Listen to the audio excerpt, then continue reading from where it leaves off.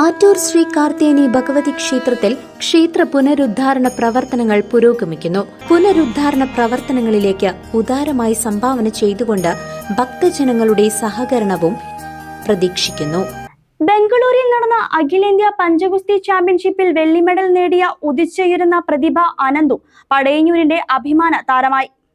ബംഗളൂരുവിൽ നടന്ന അഖിലേന്ത്യാ പഞ്ചഗുസ്തി ചാമ്പ്യൻഷിപ്പിൽ 85-90 കിലോഗ്രാം ജൂനിയർ വിഭാഗത്തിലാണ് അനന്തു വെള്ളി മെഡൽ സ്വന്തമാക്കിയത്. അനന്തു എന്ന കായിക പ്രതിഭയെ കണ്ടെത്തിയ പഴയന്നൂർ ഫ്ലെക്സ് ഹെൽത്ത് ക്ലബിലെ അബ്ദുൾ ഹക്കീമായിരുന്നു പരിശീലകൻ. പഴയന്നൂർ കല്ലേപ്പാടം കുനംകുഴി പറമ്പിൽ വീട്ടിൽ ജയപ്രകാശ് രാജി ദമ്പതികളുടെ മൂത്ത മകനാണ് 18 വയസ്സുള്ള KJ അനന്തു. ഇപ്പോൾ പാമ്പാടി ഹയർ സെക്കൻഡറി സ്കൂളിലെ +2 പഠനശേഷം ഡിഗ്രി പഠിക്കുവാനുള്ള തയ്യാറെടുപ്പിലാണ്. അനന്തുവിന്റെ അച്ഛൻ ടൈൽസ് വർക്ക് ചെയ്യുന്നു. അമ്മ ഹൗസ് വൈഫുമാണ്. അനന്തുവിന്റെ ചേച്ചി ജയരഞ്ജിത പാമ്പാടി ഹയർ സെക്കൻഡറി സ്കൂളിലെ +2 പഠനശേഷം ചാർട്ടേഡ് അക്കൗണ്ടന്റായി പഠിക്കുകയാണ്. അനന്തു പഴയന്നൂർ ഫ്ലെക്സ് ഹെൽത്ത് ക്ലബിൽ ചേർന്നിട്ട് 1 വർഷം പിന്നിടുന്നു. പഴയന്നൂർ ഹെൽത്ത് ക്ലബിന്റെ പരിശീലകനായ അബ്ദുൾ ഹക്കീം സംസാരിക്കുന്നു.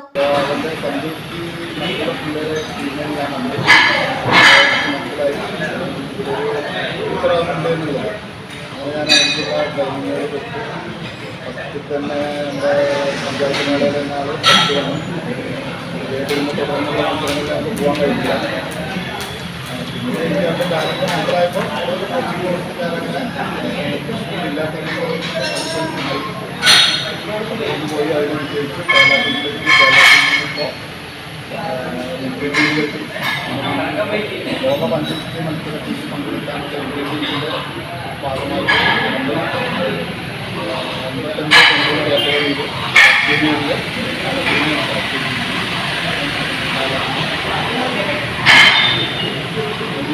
പോകാൻ വേണ്ടിയിട്ട്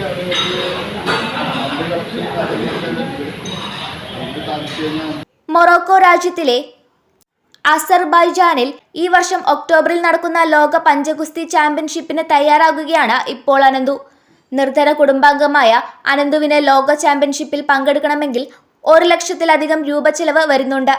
ഈ തുക എങ്ങനെ സമാഹരിക്കും എന്ന ആശങ്കയിലാണ് അനന്തുവും കുടുംബവും. രാജ്യത്തിനാകെ അഭിമാനമാക്കി മാറ്റിയ അനന്തുവിന് സഹൃദരായ കായിക പ്രേമികളുടെ ഉറച്ച പിന്തുണയുണ്ടാകും എന്ന പ്രതീക്ഷയിലാണ് ഏവരും.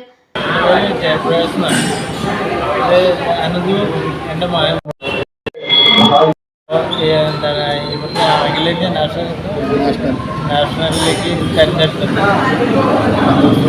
പഞ്ചഗുസ്തി മത്സരമാണ്. ഹക്കീമിൻ്റെ ക്ലബിലാണ് വർക്ക് ചെയ്യാറ്, എല്ലാം ചെയ്യുന്നത്. ഹക്കീമാണ് ഇതിൻ്റെ എല്ലാ പ്രോത്സാഹനങ്ങളും കൊടുത്ത് തുടങ്ങിപ്പിച്ച് നമ്മളവൻ്റെ കൂടെ നിൽക്കുന്നുണ്ട്. പഞ്ചഗുസ്തി മത്സരത്തിൽ അഖിലേന്ത്യയിലേക്ക് സെലക്ഷൻ കിട്ടിയിട്ടവർ തൃശ്ശൂരുണ്ടായിരുന്നു, അതിലും കിട്ടി. പിന്നെ ബാംഗ്ലൂരുണ്ടായിരുന്നു, അതിലും കിട്ടി. വലിയ സന്തോഷമായി തോന്നുന്നു. എല്ലാവർക്കും എനിക്ക് നേടാൻ കഴിയാത്തത് മകനെ കൊണ്ട് നേടാൻ സാധിച്ചതിൽ എനിക്ക് വലിയ അതിയായ സന്തോഷമുണ്ട്.